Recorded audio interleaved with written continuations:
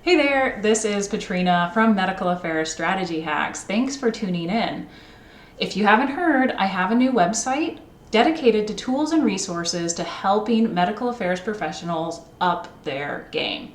It's called medicalaffairsvalue.com. I'll link it below. Be sure to go check that out and sign up for the newsletter. About a year ago, an MSL asked me a really great question. He said, how can we take all this data we have on HCPs and turn that into a relationship? Here are 3 different ways that you can start using data to build relationships with HCPs. Number 1, look at trends over time.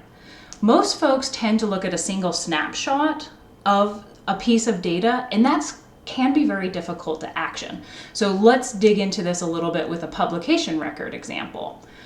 So if we looked at a publication record of an HCP and we saw that they had 20 publications in 2022, this is kind of hard to action. We don't really know what to do with that information. But if we looked at the publication record over time, that will give us more insight into what they may care about the most or be actively focusing on.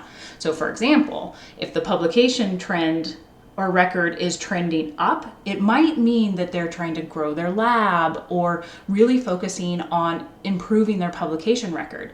So you could use that information to build a relationship by connecting them to other publication opportunities.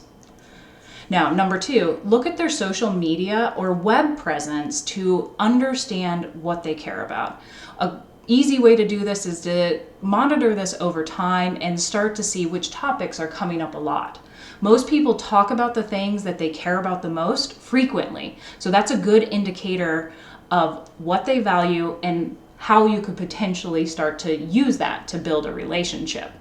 Now, don't just stop at common topics. Think about it more broadly as well. What else are they doing online? Are they always engaging a certain group of people? Are they trying to grow their presence? These are all other things that you could identify and figure out creative ways to add value. Now, the last hack is to use data to understand an HCP's network and broaden your own network. It's a common tactic for medical affairs professionals to ask their KOLs for introductions to other KOLs, and this is great. But you can also do this on your own by looking at who the HCP or KOL is publishing with, who are they co-presenting with, who are they engaging with on social media.